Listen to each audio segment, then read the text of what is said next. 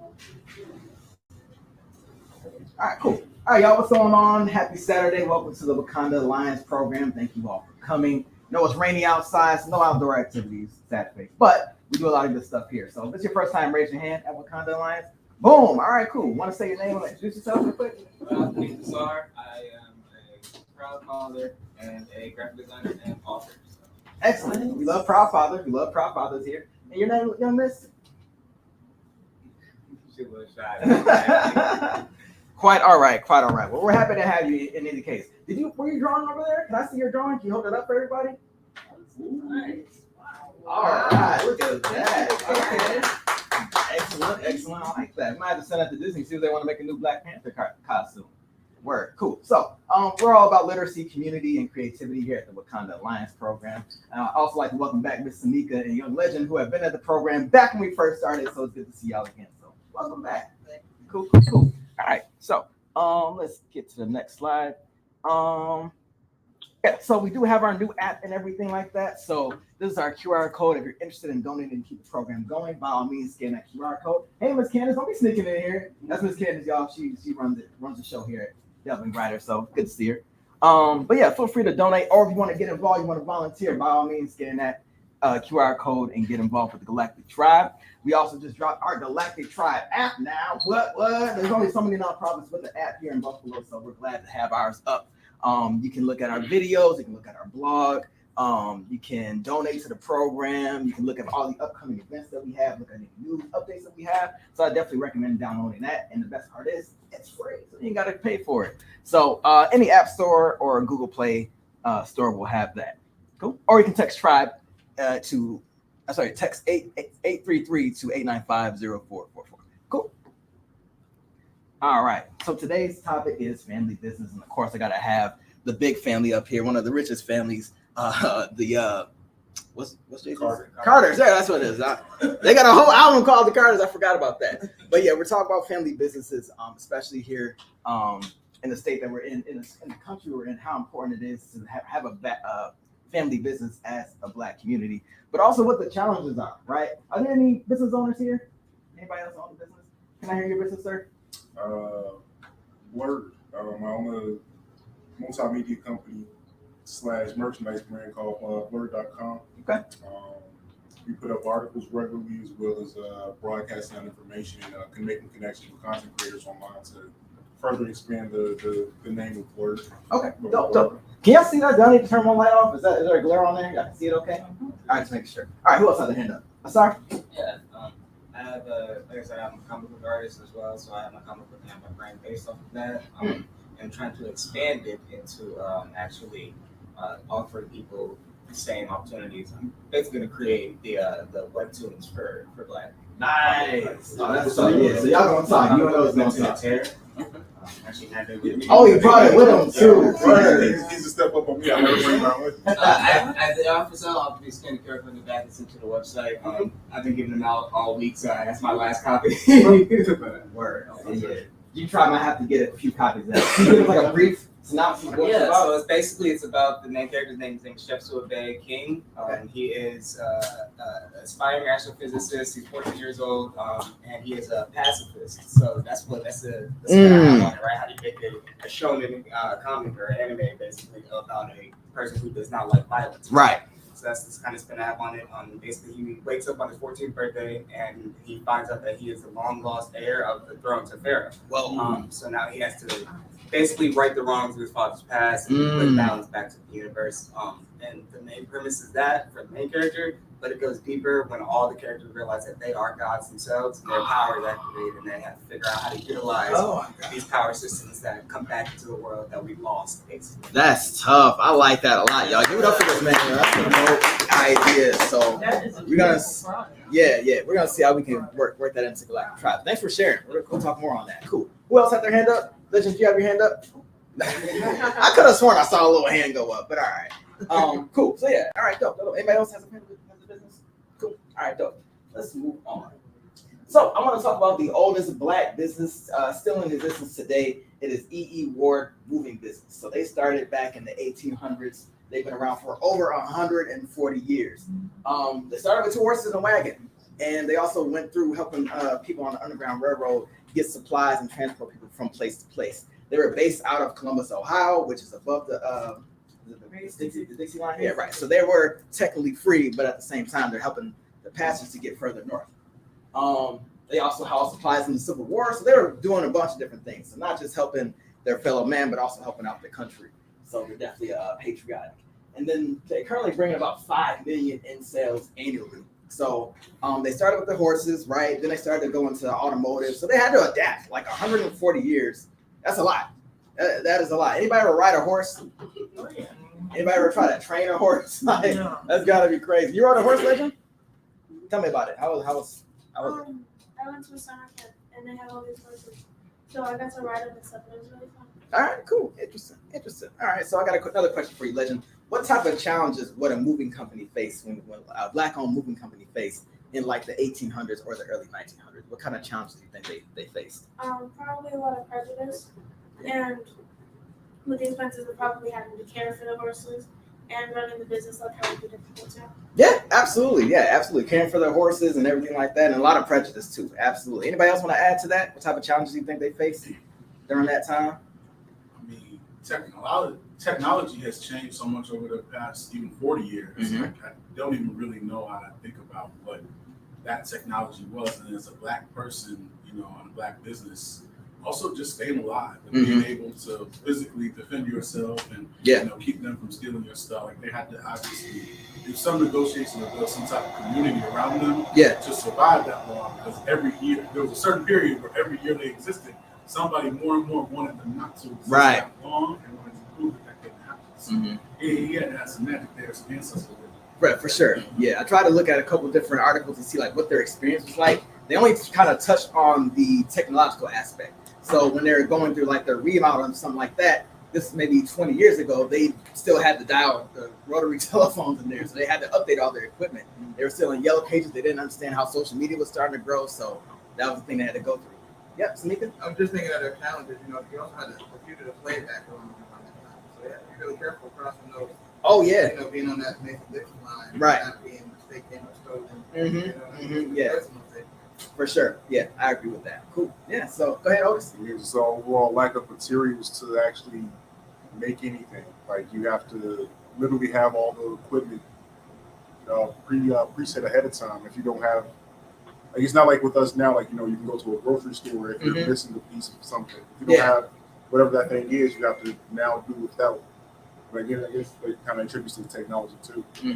Yeah, absolutely. To Otis's point, access to capital. Access to capital, So if you're building a business, you need access to the funds to run it, to buy material, to pay your employees. And it's not likely that many banks are black-owned banks. There were many black-owned banks. Right. And then south of the white-owned banks. Right. Yeah, no, you're good. Yeah, banks would definitely be a big barrier, right? Because a lot of the banks were white-owned, still are.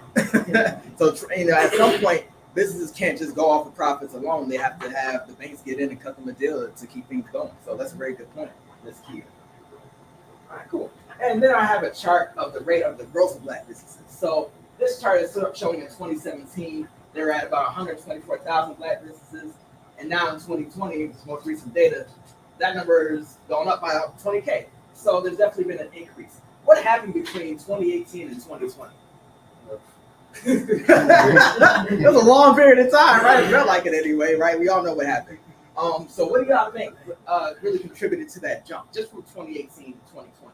I know in 2018 Black Panther came out, and I was like, maybe that's a connection. Maybe somebody saw themselves like, yo, we actually kings out here. Like, if Black Panther's a movie now, how am I start a business? I don't know. I just feel like that was a connection. Go ahead. But there was also this trend of people beginning to realize that they were part in this capitalist system. Yeah. And they were working according to someone else's value. Yeah. And they began to see that they didn't want to do that anymore. You know, I've been at a lot of functions where I told people, like, people don't want to work at your crappy job anymore. Yeah. Because they realize that they can do better. Yeah. Self-actualization. More stem from not that they did not know, is that, or not that they did not know they could. It's more so they didn't have access to the information. So now that we've got the information more now, people are seeking this information out. Now they want to actually act on this stuff now. So it's not about knowledge, not applied knowledge. I think it's more more so. Right. Yeah. And we're in the information age, right? This is the age of when we're sharing things at a rapid rate, more so than we've ever been able to do before.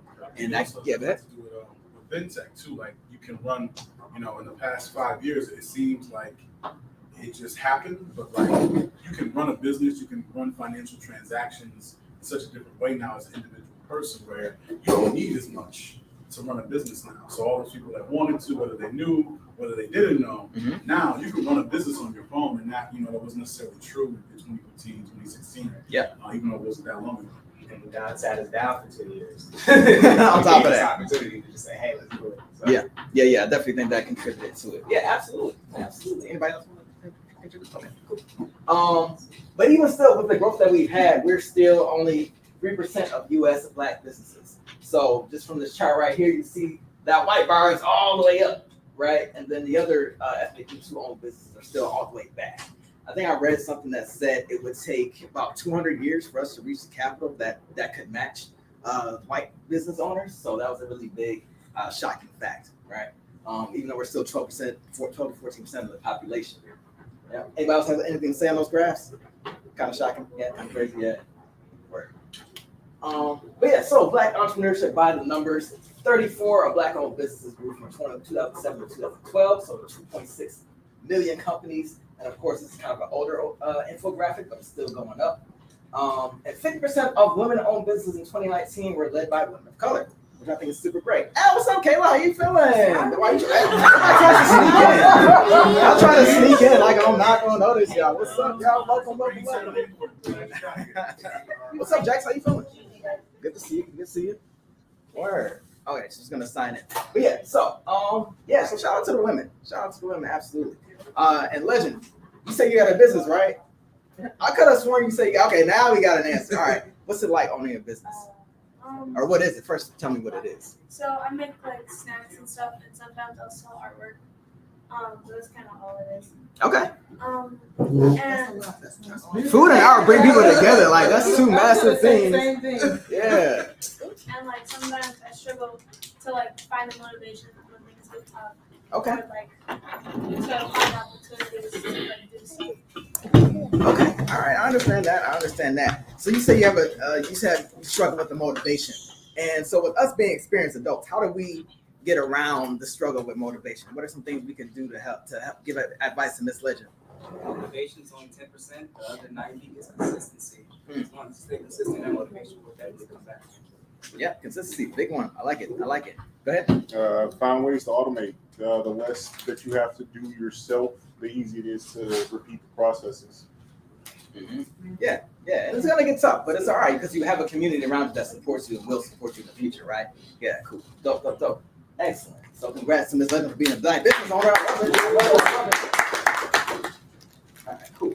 All right, so we're gonna go into a show. So Moon Girl. Has anybody ever heard of Moon Girl before? Yeah, Jackson, tell me something you like about Moon Girl. She was just a regular girl, and then she figured out about the. She's been like trying to figure out this lady named Moon Girl. Mm-hmm. Yeah. So she's looking for the. And she found Devil Dinosaur by making a portal. Yep. So she's super smart, right? Made a portal. Giant dinosaur walked in. Instead of trying to eat it or fight it, she made it her friend. Yeah. Cool. Legend, you heard about it too? Yeah, I heard how it addresses issues in like similar ways that shows like the Proud Family did. Yeah. But like that. Yeah. I definitely agree with that. I haven't watched too much of the new Proud Family, but I definitely like the way this show is run. So whenever she's not being Moon Girl, her name is Lunella Lafayette, and she helps her family run a roller rink. So they own a skate rink in New York City, and there's 3 generations in there. It's herself, it's her parents, and then it's her grandparents. So they're all working together to keep the business going. And they definitely have struggles, challenges, everything from gentrification to power outages and giant monsters trying to break through the door. A lot of challenges, right? So they all find a way to go to get through that. Yep. So yeah, I'm just reading from here right quick. Or do we have a volunteer? Jackson, you want to read? No, you don't want to read? Miss Legend, could you read? No? Okay, cool. I'll take it. It's all good. Lunella Lafayette, aka Moon Girl, is a 13-year-old genius with an eye for invention. When she's not out fighting crime with her interdimensional dinosaur, she's home running a skate rink with her mother, father, and grandparents. Her grandfather, James Lafayette Sr., started the rink with plans to pass it down to his son, Lunella's dad. His wife, very young, is where Lunella gets her love for science, as she used to be a scientist herself. So, question at the bottom: why is it important to keep a family business running? Why pass it down to your kid? Why not just keep it until you die and then sell it off to like the best, the biggest bidder? Okay. Oh, I was gonna say, like, people always say legacy, but not only that, like, it's something that your family worked for, so it's something that is important to your family. It's the dynamic of how your family flows. Yeah. You know what I mean? Things that people who have farms, they can't just give up their farms, but they learn structure and order from those things. For sure. Yeah, and at a young age too, right? Right. You can start the kids really early to get them into that habit before they get older, right? Absolutely. Anybody else has some? It's the foundation of generational wealth. You have to start it from the bottom and it grows up. So that's how every business starts. You think that Johnson and Johnson and all these names, these are last names that people have. So these companies that we're buying from are actual family businesses that are just spanned over the years. So it's the foundation. Right. Yeah, absolutely. To take it back to the stat you showed, that 200 years, those are businesses. Those are white businesses and white folks who we have businesses, but we weren't allowed to continue our legacy. It's the first real generation that has been allowed to continue this legacy without physical violence.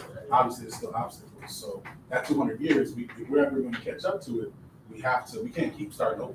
Yeah. Mm-hmm. Right. We've kind of had to, right? We've had all these different things that have stopped us and gotten in the way and set us back. So you got 400 years of that. We're trying to still catch up, like that graph showed before. Go ahead. But at the same time, the elders who had to endure circumstances and they learned their communities and built those relationships. Yeah. And that's what nurtures the business for a long period of time. Mm-hmm. Yeah, absolutely. I definitely agree with that. Yeah, tapping into the wisdom of the elders, people who have been through it, who have seen all different types of things, right? So they can pass that knowledge down so we can be more aware of what's to come. Absolutely. And things kind of happen in patterns too, for sure. So it's good to know that. Excellent. Cool.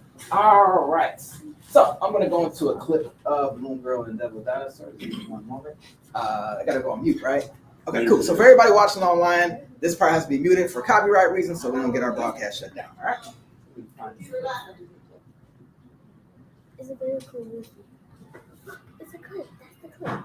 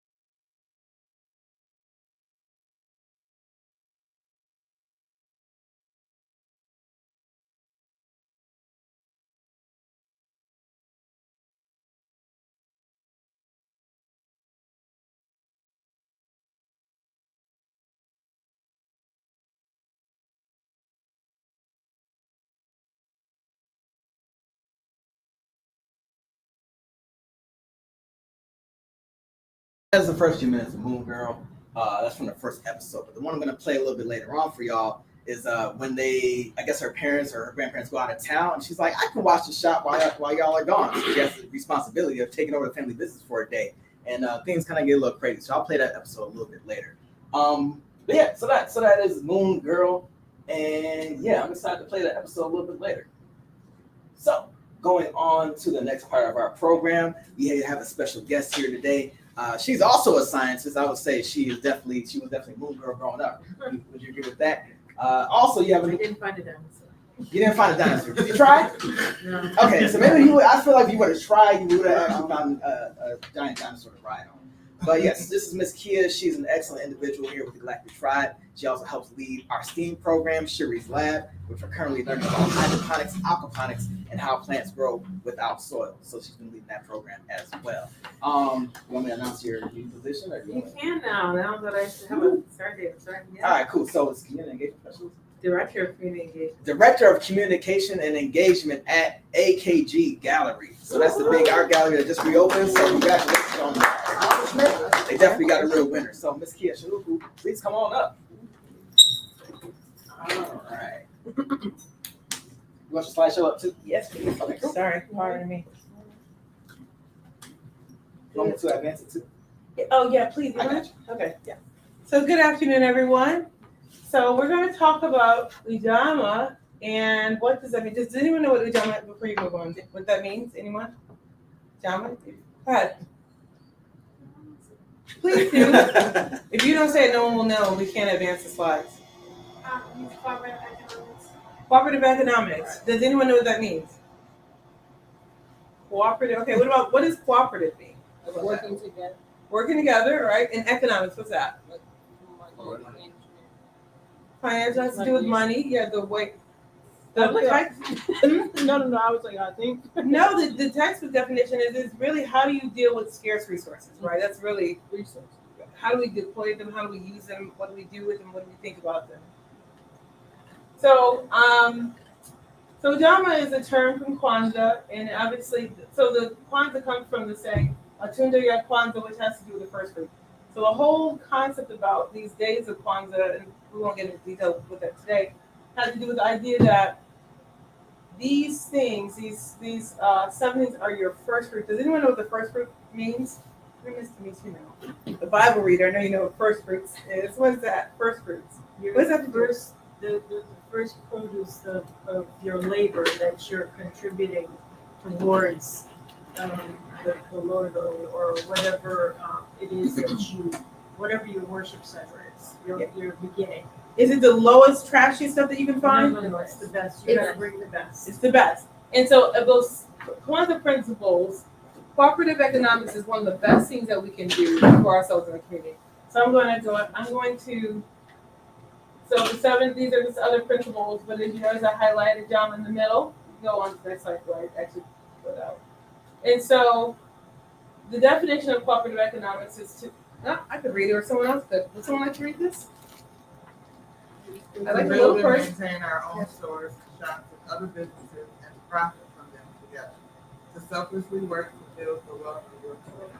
So I will confess, I screen grabbed a lot of this, not a lot of it, that part from Wikipedia, but I added my own, right? That part of the end is mine, right? Because I feel like if we talk about cooperative economics and we don't talk about the fact that we need to selflessly work, right?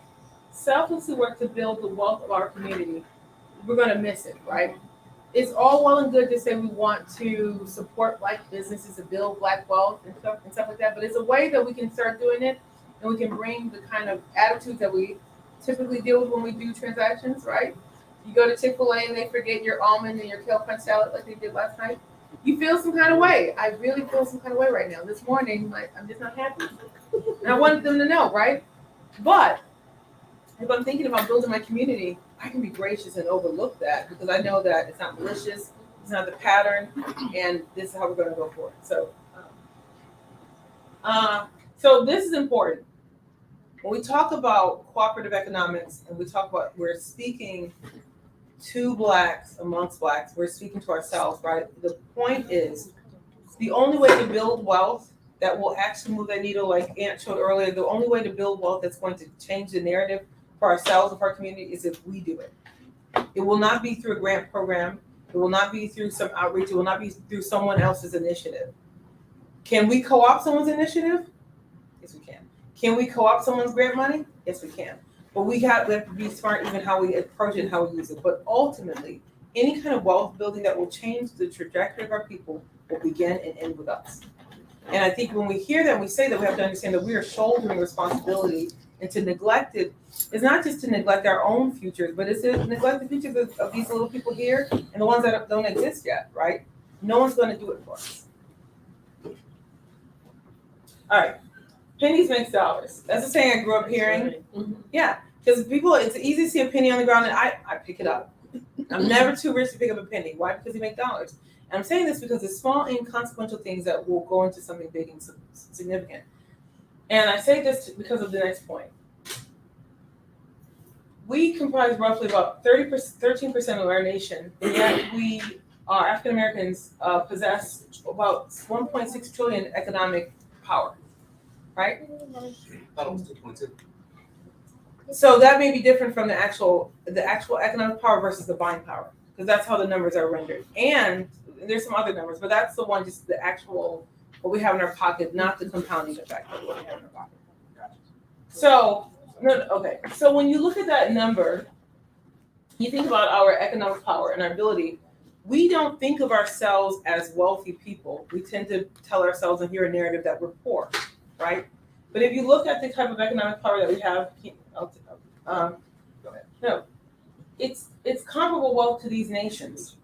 13% of the population, there's roughly 350 million people in the United States. Someone can math it for me.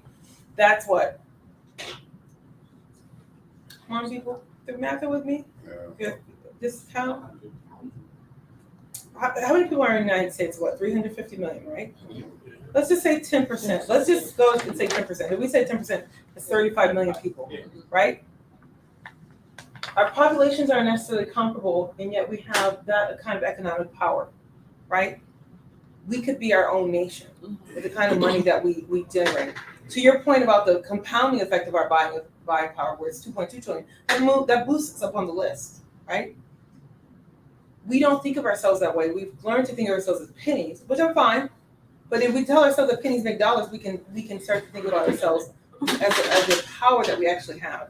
And martial arts, and I know you're familiar with this, the difference between pushing something with your finger versus with your fist, right? If you push something with your finger, you might break your finger if you don't do it wrong, right? But if you put your finger together with all the other fingers and you close it and you push it together, you're able to move more force, right? That's kind of where the pennies making dollars comes in. We have the ability to change not just our fate, but the direction of this country. We just don't think of ourselves that way. We are an economic powerhouse. We are. There's not a question. But, and we can talk about the reasons why we've come to be conditioned to see ourselves otherwise. So what? No. Okay. So what? If we have this wealth, we have this. We are this. This will not happen. We are this today. So what? What does it mean? Anyone, like what? Stop buying Jordans. Stop buying Jordans. Yeah, that's fair, right?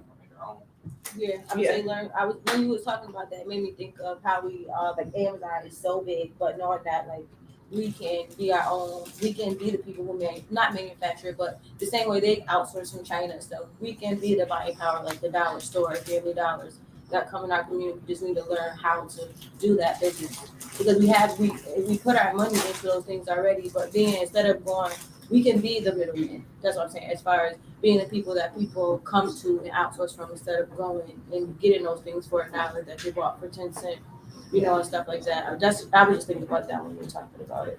You mentioned Jordans. Mm-hmm. Sorry, Donna. The only reason Jordans have any kind of cultural cachet is because we made it have cultural cachet. We made Jordans cool.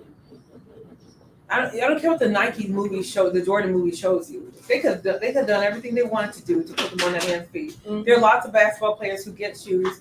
Anybody wearing Allen Iversons? I don't know, it may be expensive on a website. I know there's a sneaker website, but people are not generally like going crazy over Allen Iverson's right now. Not right now, but I used to love mine. You used to love him, right? I love it with this Deion Sanders. Remember Deion Sanders? I wanted a pair of Deion Sanders so badly. Never was gonna get it, but I wanted so badly. Yeah, now I've won them as a collector item, but you know what I mean. We're not wearing Deion Sanders. We're not wearing Allen Iverson's, right? But Jordan has cultural cachet, and now to the point where everybody wears Jordans. Everybody who wants to look urban and hip and cool wears Jordans. We built that. Nike can take credit, but Nike didn't make it cool. We did.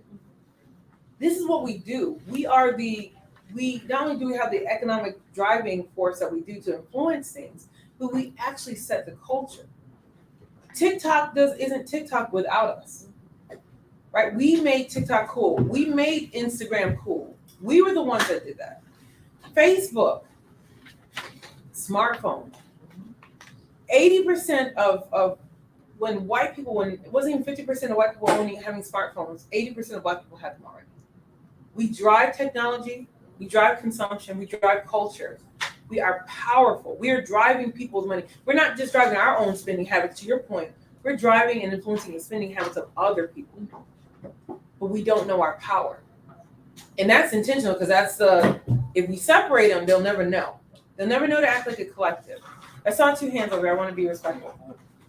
No, I was gonna say, we've stepped away from the culture of our ancestors that, I remember, I'm 65. I remember being a child and my elders talking about sweat equity, in terms of how you got a house, how you got land, how you made sure that you maintained it and save the pennies. Yes. I was taught too when I was a kid, like you save the pennies to get the quarters come into dollars. Yeah. But we stepped aside from all of that and we've just gone for, what is all the hype right now and what is the trend and not focusing on the things that are in front of us that we can manage instead of reaching for the things that are really, not manageable at all.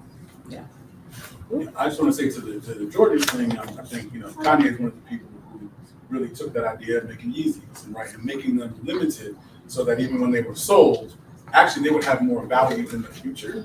And I think that there's a lot of people who also are thinking about leveraging because you can't get everybody to stop buying clothes. I don't have my own addiction. But I see a lot of people also leveraging the influence that we have so that there's a version of their Jordans, right? Even Jay-Z's, has custom versions of his shoes and things like that. So I think also part of what African economics has always been a commitment to sourcing whatever you're getting black. Like at whatever level it is, whatever it is, if there is a person in your tribe that is doing that we will pay extra, that we will plan our lives, we will look, because so much of capitalism is just like, it's just problem reaction. They just create problems, they make this urgency, and you're just like, okay, I just gotta go on Amazon. And I think taking a step back and actually thinking about ourselves as wealthy and as everything that we do as an investment, not just spending, right?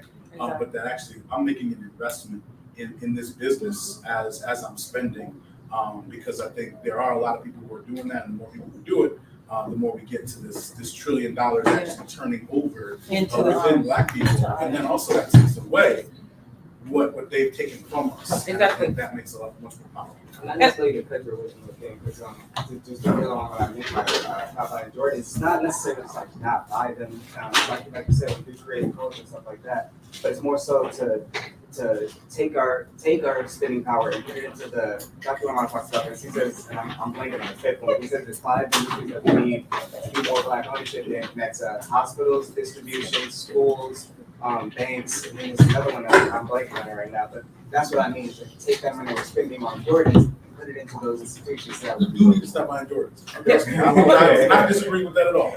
But you both are making really good points, and I think about the fact that you said something, John, about that how you spend your money to be considered an investment. Mm-hmm. I think if we thought about it's my wealth and I'm investing in something, we probably are not going to pay for Jeff Bezos to get a big yacht. Probably not, right? If my wealth is an investment, I'm probably going to see who's doing things that I want to support. You create art, I already know I'm going to Jordan, right? Am I saying it wrong? Say it wrong. Legend. It was so cool. Jordan's in my head with this conversation. Legend. Jordan's her middle name. Oh, but hey, look, I knew that. No. Legend. I want to buy your art. I collect art, and I collect young people's art because I think it's an important thing to invest in. And I know that when I give you money and tell you that your work is worthwhile, you're going to do it better. You're going to be intentional. You're going to do it more. And the more people support your art, the more you're going to be free to actually develop your skills and develop and invest in yourself. I'm going to buy your art. You just don't know it yet. I already made up my mind when I heard that you did art, right? But it's that kind of investment that's going to build. I'm fascinated to where you're going to be in 20 years, right? That's the kind of mindset. And right now, because she's young, it doesn't cost a lot, right? But it will be, the return on investment will be huge. When we say to our people, what you're doing is worthwhile. What you're doing has value. I would say in our communities, why do we have a lot of restaurants and hair salons? Not knocking either, but why do we have them both? I think it's honest work. But why so many? Yes. People like food, people like to look good. It's true. And kind of to the Jordan point, when we go to school especially, we have to present a certain kind of way. It's wild, right? If you come to school a certain kind of way, whether you have Jordans or not, but if your hair is not done, you're gonna hear about it. And nobody wants that kind of energy. Like, I'm trying to learn long division. I really don't need you commenting on my clothes or my hair. So what happens is you get really creative really fast. And when you do, and someone says, I like that. Will you do my hair? And you do it, and someone gives you money, you begin to develop that skill. That's a way to get their money to pay for you to do your hair, right? We've always done that. Meals. When you go to the cupboard of the refrigerator and there's not a lot going on, you get real creative. That's why. And yeah, struggle. I love struggle meals. I love Korean food is my favorite food because it's all struggle. I love struggle. Struggle food is the best food because it's earthy and it's real. Soul food, struggle food, decadent struggle food. But that's only because we're American. That's why it's be decadent like that. But we develop our skills that way, right? What if when our children were curious and they were tinkering and they were coloring or they were playing on their phone and we said, program this or build this website for me, and we paid them? Well, how will we change how they see their competencies? We don't do that enough, and we don't invest in their talents enough. Usually we're saying, wait, why are you touching that? Put that down, right? So the investment that we're making is really in our sense of competency, in our sense of efficacy, in our sense of belonging. Again, no one's going to do it for us. No one's going to save us. No one's going to make us feel like we belong or that we deserve it. I almost told the story, but I won't because it's not mine to tell. But I'll tell you that the mindset for people with our attitude towards publicly administered goods is that, meaning anything that the government does, people act as if we are asking for handouts, even though we pay taxes like everyone else does, right? And yet people do everything in their power. The term in economics is called rent seeking, which is the behavior that you do to capture a particular market and get government funds and things like that. When people do that, that's treated as legitimate business. Lockheed Martin, they're just legitimately lobbying the government. They're not begging. They don't have their hands out. They're not entitled. When we do it, that's the attitude. So what? We need to change our attitude towards ourselves and be more strategic. But I could go on that soapbox. I won't. But the so what is, it's us. The so what is us. And the so what is if you go to a restaurant or you go to a Black-owned business and say you don't love it, say it to the owner if you have to, or say it to no one. Right? Don't give them an opportunity to improve themselves, but don't tear them down. And even if you don't love it, find something on the menu that you can support. You may not like their chicken, but eat a cracker, whatever. Do something, because that's the thing that we're trying to do is build the wealth. And that's what I was going to say before when we talked about, us having so much buying power, but also in that same sense, we don't really internalize it or think about it in that way, but we definitely will make a comment if we don't like something. We'll patronize or we'll talk down on us before we'll go to a restaurant. Person might be rude to us, but then we'll still go back there. And we don't blast them, we don't say anything. But when it comes to our own, I think we have some type of, a self-hate almost. Yes. You know what I mean? And that's when you think about the buying power or supporting Black business, you think about, first you do think about the hate, because you will say, especially with our town is small, people don't support. And that brings you into a different mindset as well. I don't know how many times I've gone to McDonald's where my buns have been misaligned. How do you not line up it's your job. It's the only thing you got to do. right? But then if we go to our restaurant and like the greens are just a little bit, I don't even know what.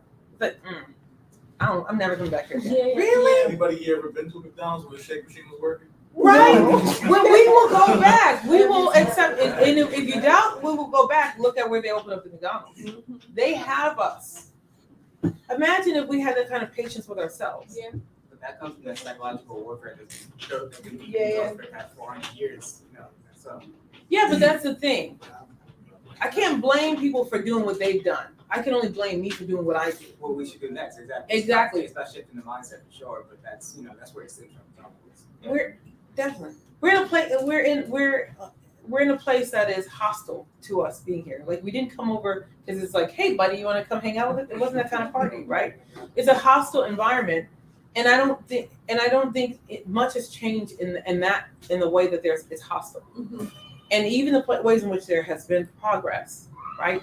It's so inconsistent that you can't let your guard down and just feel like at peace and at ease, and nor should you, right? Because if I'm enjoying some successes in life and my brother is not, I can't be at ease because they're still on the front line. We still have, you know what I mean? Like, but that's the mindset we have to take. Say if I'm hungry, you're in danger. Right? But that works two ways. He's talking about it to the person, like, but also if they're hungry, like the danger hasn't gone anywhere. I don't care how comfortable I feel. But again, that's kind of the mindset. So the so what is really no one's coming to save us. And if no one is coming to save us, we have to remind ourselves of our economic power. And we have to know that we are investing in our own future. That our dollar, I'm saying this as a person who loves bags and loves leather goods. We got to invest in our own stuff. We just have to. And we have to be patient with each other. There's a restaurant that I go to, and I smell like food when I leave there. And I don't always like that. I really don't like that, especially in the middle of the workday. But I'm gonna just have to figure out a way. Like I'm just gonna have to go when I don't have anywhere to be. Because I'll be honest, I stopped going. I'm like, I don't want to smell food today. But they're trying to do something good. And this conversation is, I'm preaching to myself. I'm not just saying this because what I'll do is I'll find another Black business to support. But what happens when that Black business that I should have been supporting goes out of business, right? Whereas if I could have continued to give them business, maybe they could have bought a better exhaust system. I'm not, you know what I mean? I'm talking to me, right? It's not you. It's really me. Because that was an easy change. Because I could say, well, I'm supporting other Black businesses. But I owe something to the people who've already done the work of building something to help them move forward. Okay, thank you, ma'am. All right. So this is kind of the question, how do we get here, right? There's a historical context that you alluded to, right? Like we didn't just wake up hating ourselves. In fact, there's some, and I've listed them at the end, there's some readings that are worth reading. DeWalt wrote a couple of reports from the University of Atlanta when he was there. They were sponsored by Carnegie Institute about the cooperative for Black economics, first of all, right? And one of the things that he says, if you look historically at how Africans did business, they were very industrious, they were very shrewd, they were very pre-colonial, pre-colonizer Africa, right? And when we came over, that 400 years, what happened in slavery, what people often fixate on in slavery when they talk about the whips and that's horrible, right? There are horrible things that happen, the grapes, terrible, right? But what's worse was the infantilization of people. And what I mean by that is when you take a person and you take their agency, their ability to support themselves, to sustain themselves, the expectation that they should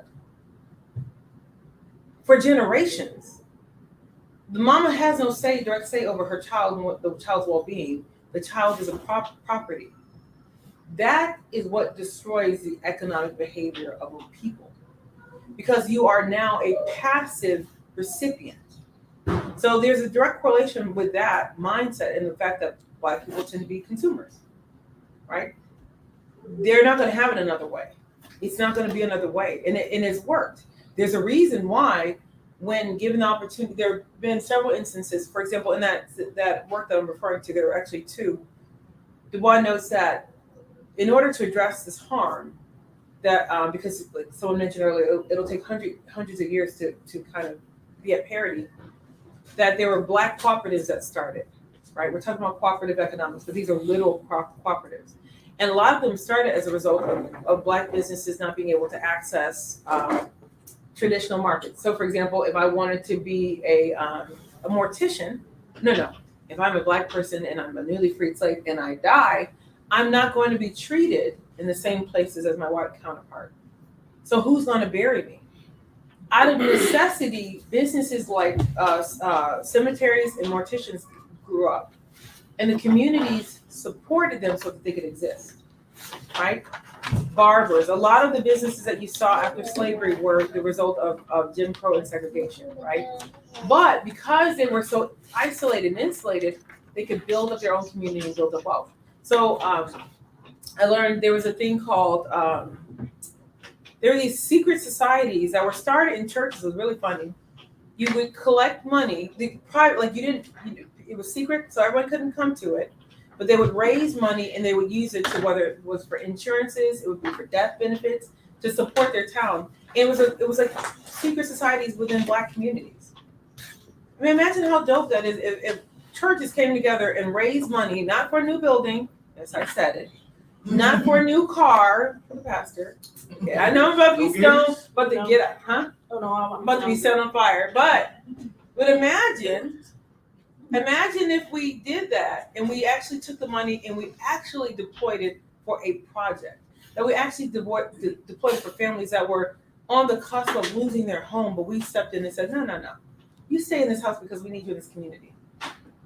What would it be like? We're talking about dispossession and gentrification. What would happen if we actually were fighting against it by keeping our own people in their homes?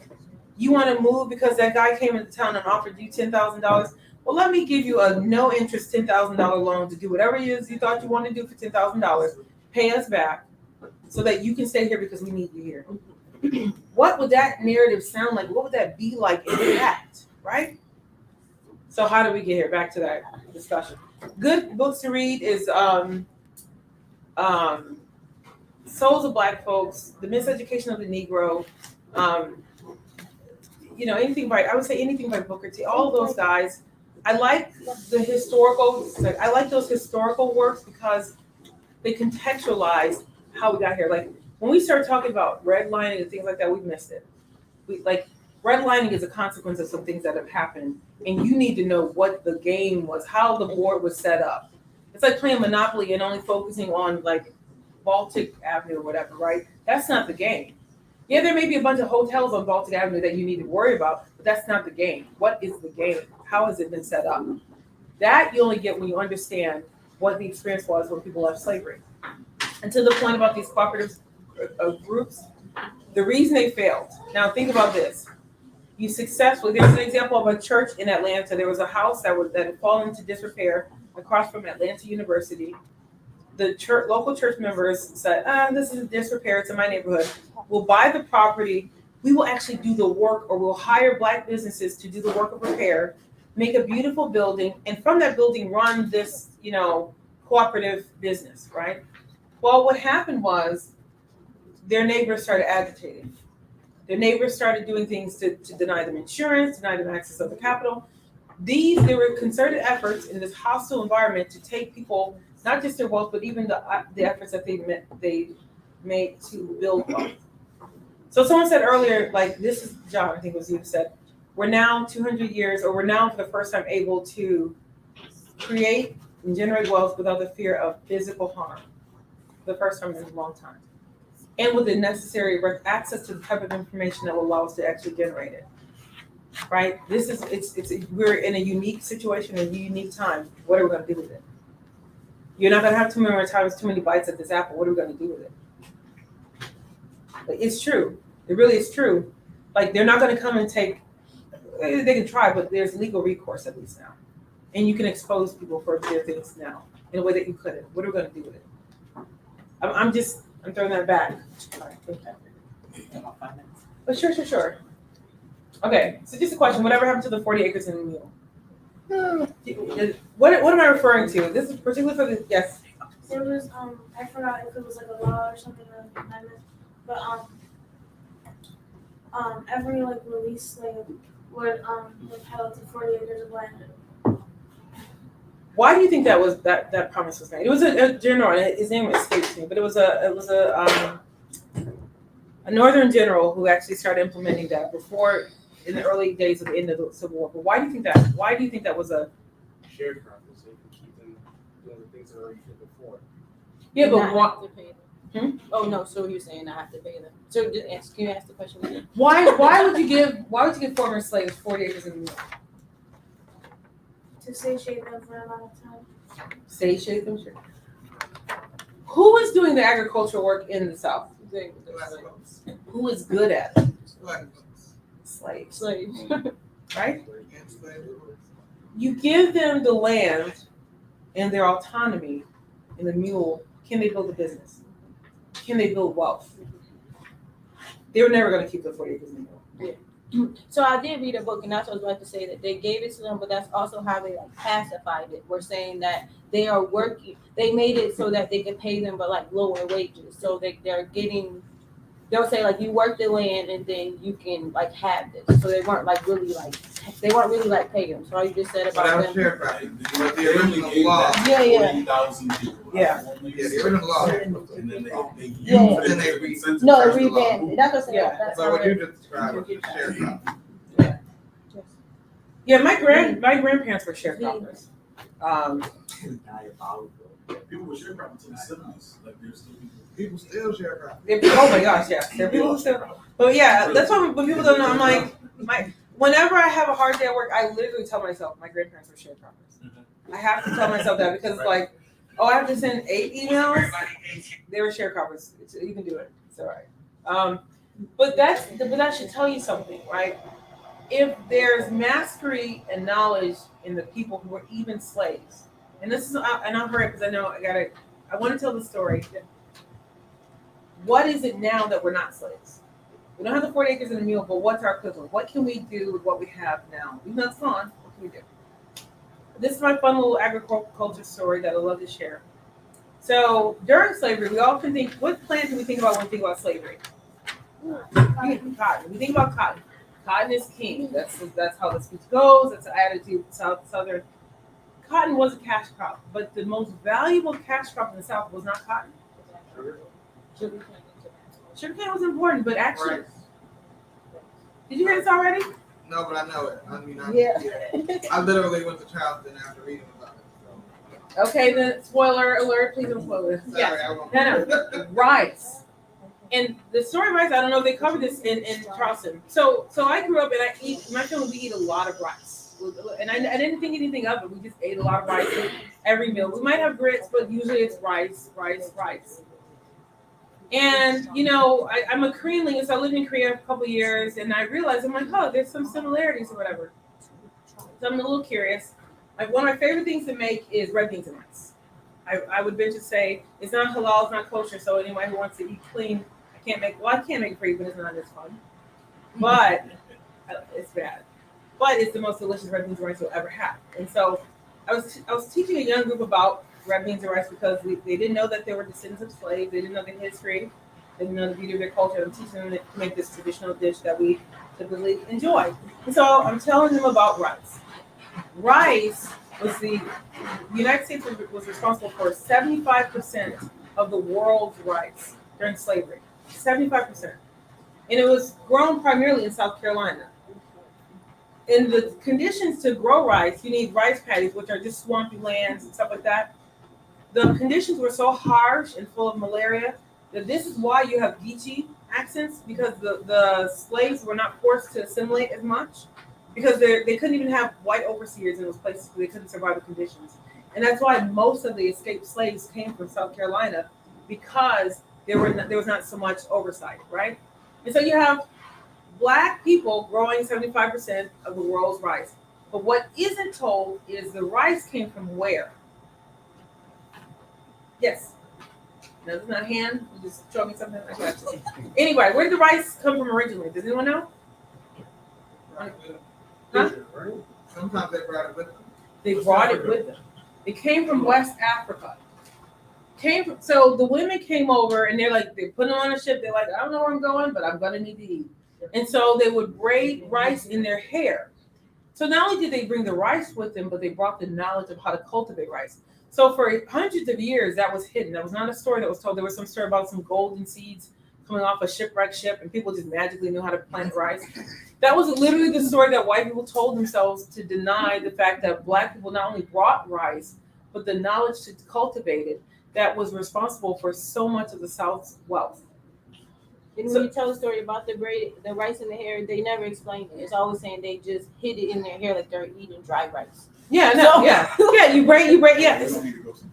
Yeah, like dry. Like I'm like they ate the dry rice. So even hearing that story, there was no connection to why are they having rice in there. Exactly, to cultivate it for themselves, but it winds up driving the economy. One of my favorite things to do, we won't have time for it, is on Juneteenth, and maybe we can do it next year. I always read the Mud Still Race or Cotton is King speech.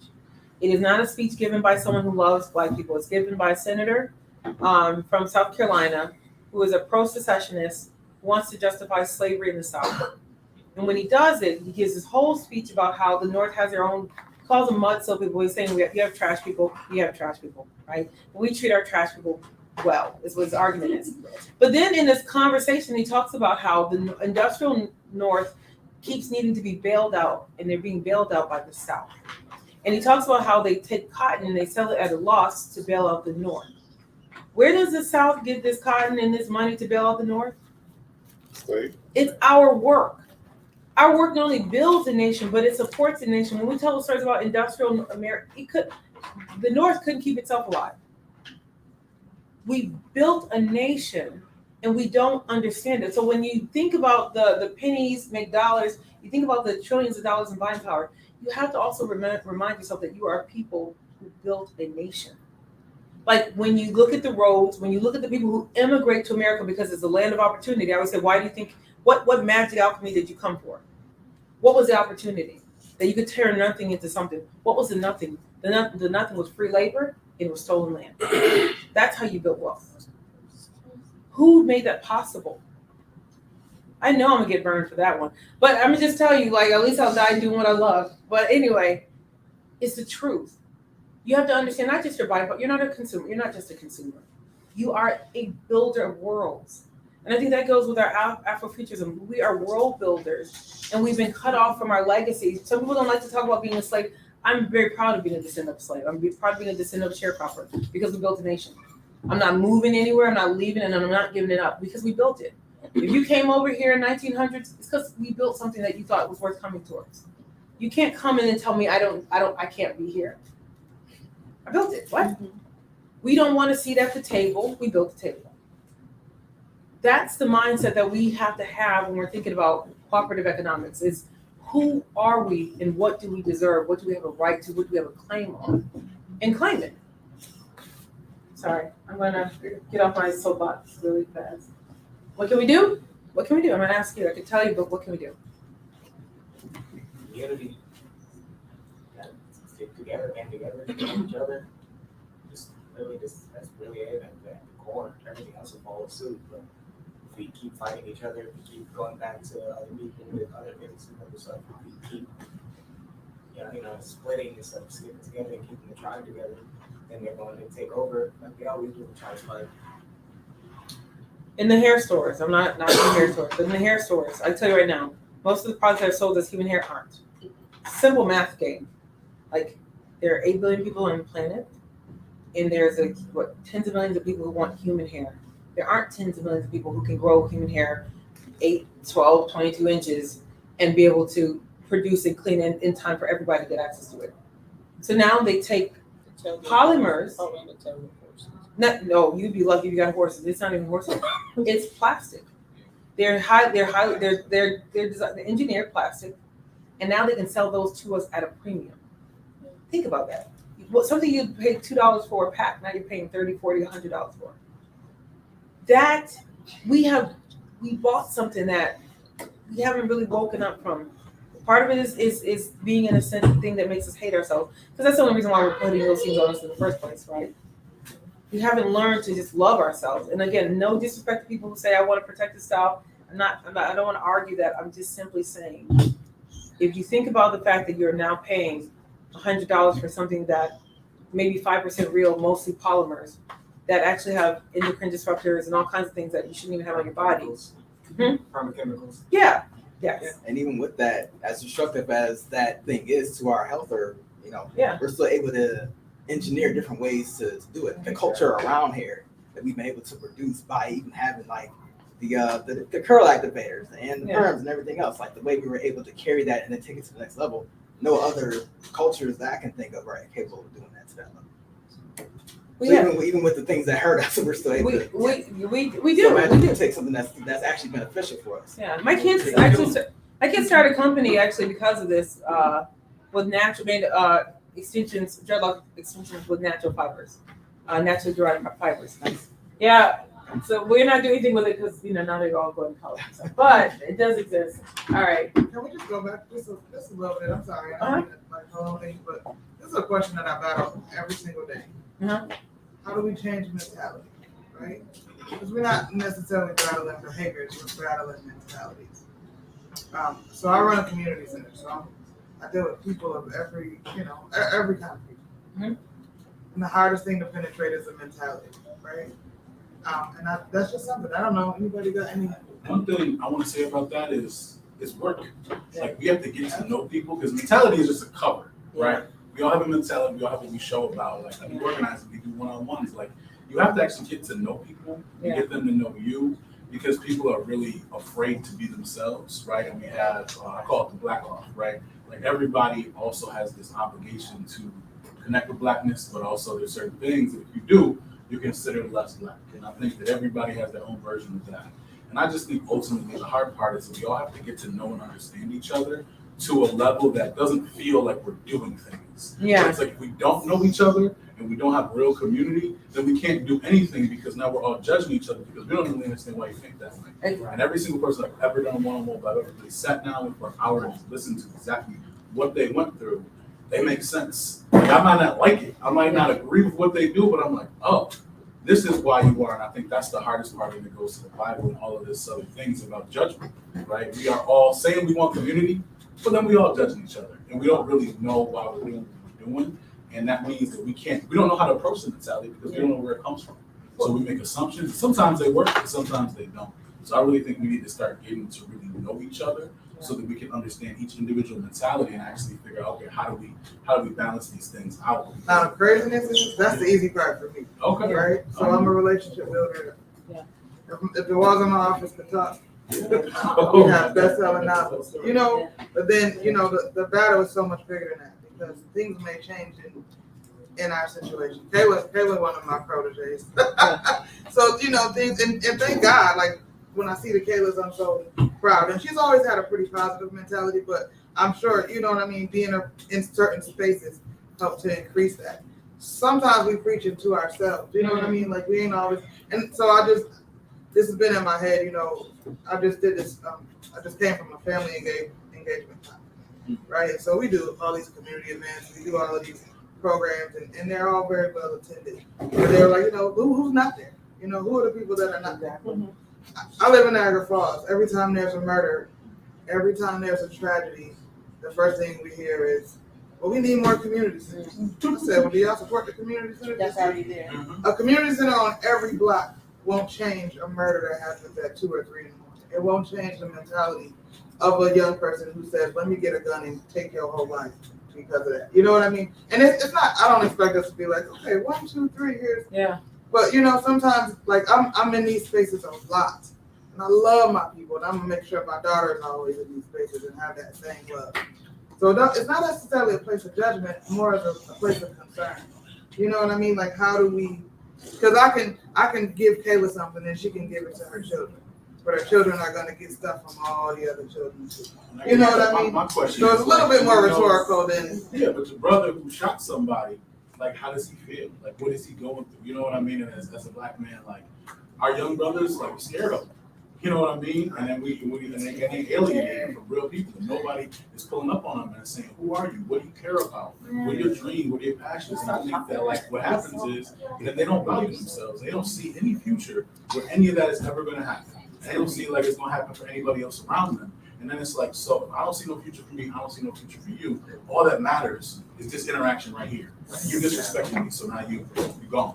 And I don't care because I was gonna be gone anyway. So why does So it matter? maybe that's a little bit more of my thing. Cause like I've gone and gotten kids out of trap houses. You don't know how many kids I pay out of my pocket. I ain't wealthy by no means, right? So how do we, where do we create more of that avenue? You know, I'm thinking of a young man in my head right now that I've been working with since he's about 8 or 9 years old. You know, he got a rough family situation, so I know his story a little bit. So again, he's a young man, like, hey, he's like, I just need to work. I need a job. Okay, cool. I got a job for you. Here you go. Tell me what you want to make, and I got you. Right? You might just be moving some boxes, and I done gave you whatever you just asked for. Then he goes back home, and he's got a 2-parent home, but he got two messages hitting his head that's not good messages. You know what I'm saying? I think the power of salt and light, and I think you alluded to that, John, is important.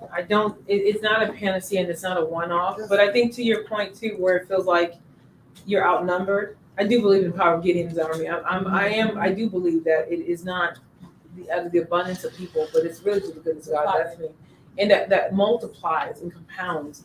But I think the thing is, is being present and being faithful. I think a lot of what you're saying, John, because I've worked with young people, I promise you, have dealt with like you did and just tried to keep them out of whatever. And I knew the family that they came from. I was there the whole time. And I watched them choose death. And I watched them choose death when people were bending their lives over to give them other opportunities. And they chose death.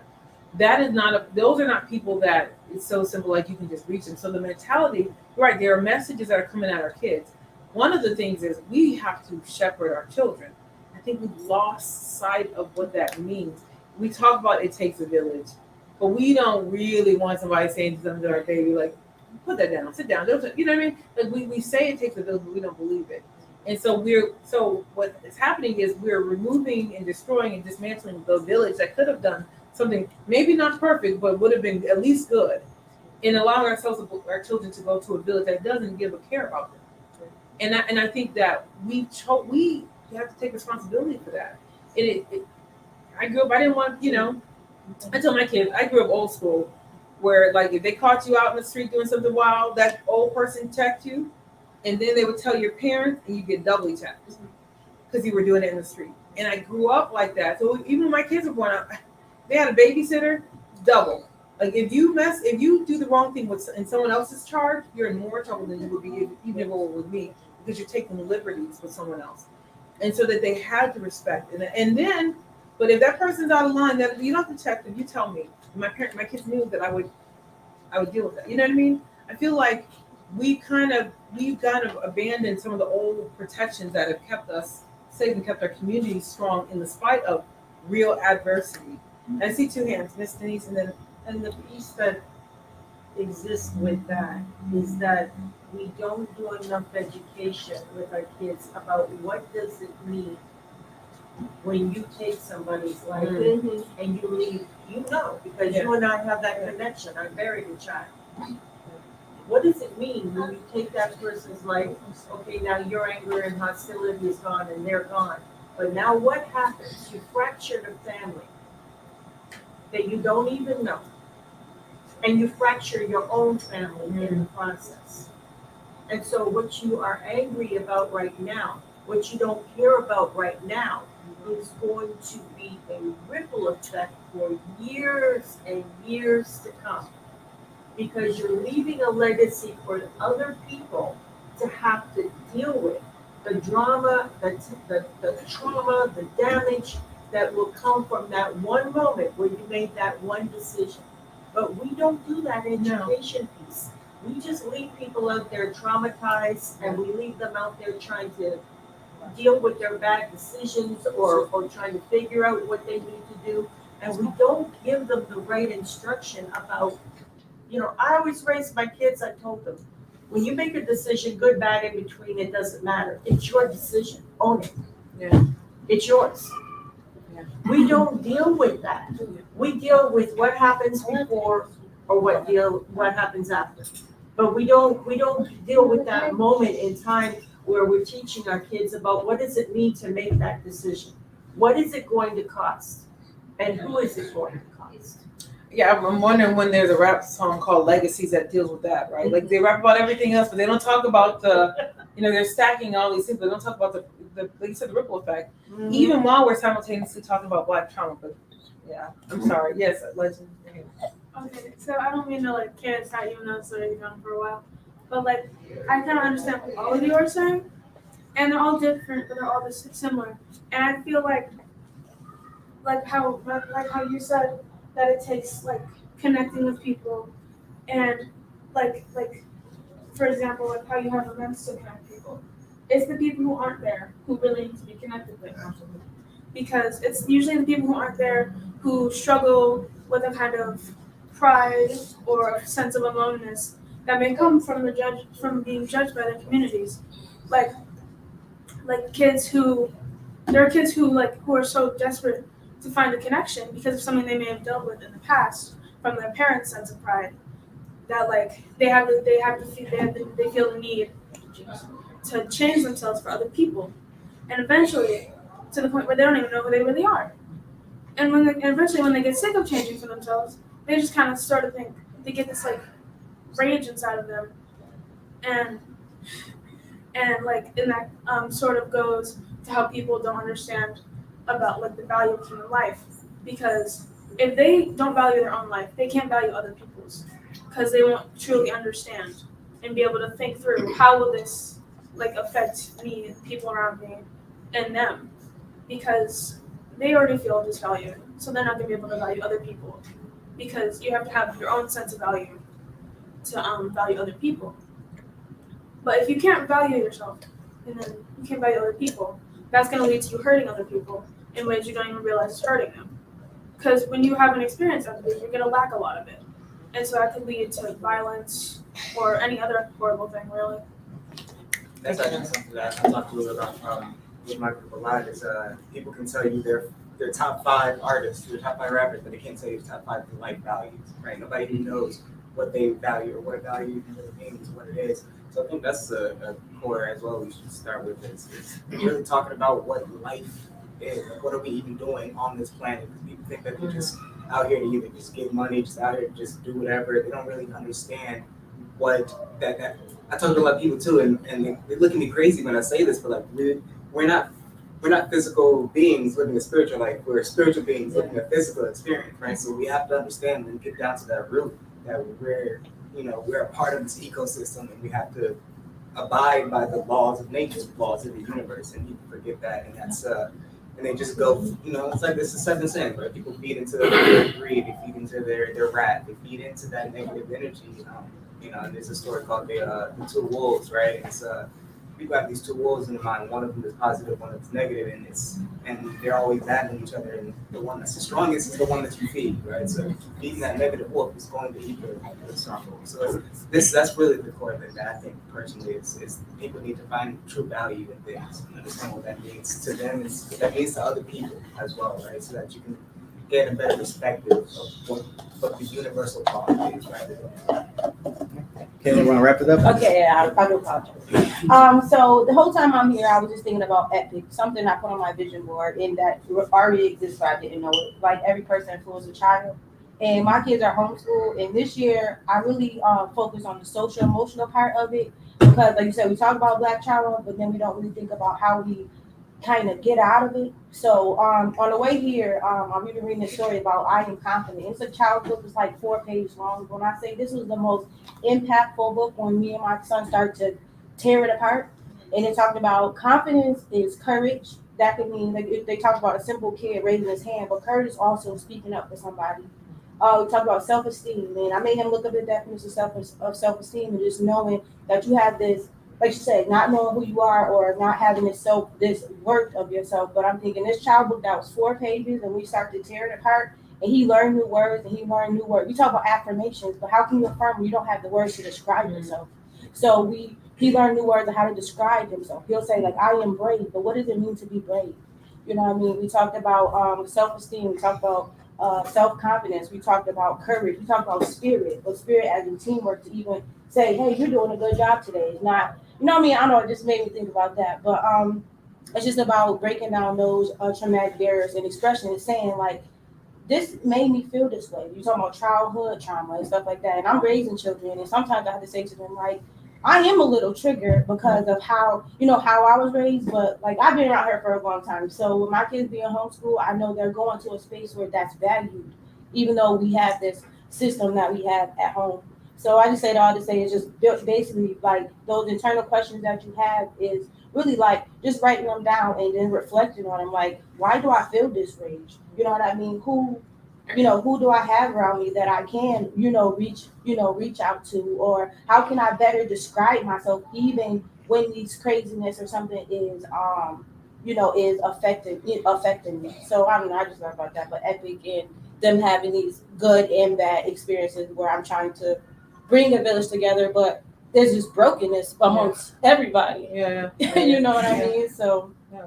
I don't know if I said anything, but Thank you for sharing that. I think you guys all did a great job of keeping this conversation going.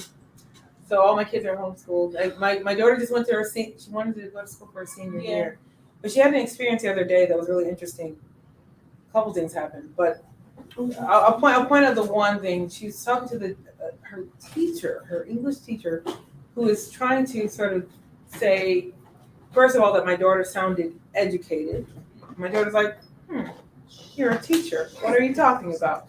But then he tried to stratify, educated people versus uneducated people. And she said, I had a hard time with that because this is his job.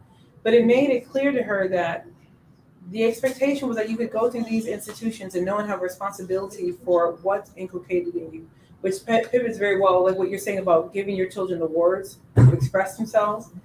We have to give ourselves, again, nobody's coming for us. We have to value it and we have to do it. Even if your kid goes to school, like you said, that's something you can do in the car, that's an exercise, but giving them the words to say and the freedom, the permission to say it. Like my kids can't talk to me out of pocket. They can't get out of what, you know what I mean? But they can say, this hurts, this bothers me, I don't like this, whatever. But we, it's a lesson. But I will judge as close to be respectful of Aunt. I know Aunt is like very, very, very patient. So here's some recommended readings, and I'm sure we can send this out in an email, where some of these things came from that I used today. And just thank you all. Thank you for being so kind and so patient. Thank you all for just your attention and being so thoughtful about this. Thank you, Aunt. All right, welcome. Thank you, Ms. Keiah. Everybody gives Keiah a round of applause. Such a beautiful conversation, and I think that nothing was off topic. Like this all kind of comes back to cooperative economics because we don't have our own identity within ourselves. How can we build something that's supposed to last way beyond us? So thank you all for your compliments and all your questions and conversation. So there's some food. You want to grab some food? I'm going to get the Moon Girl set up, and then we'll conclude for the day. So thank you again for coming to Wakanda Alliance program. If you had a good time, please consider donating to the program. We also have donation options where you can donate. If you just set it up like a Netflix account, and it'll come out of your account every couple weeks, every month, or what have you. All right. So if you have any questions, feel free to ask me or ask anybody like the tribe staff. But yeah, enjoy the rest of your day. All right. Thank you. All right.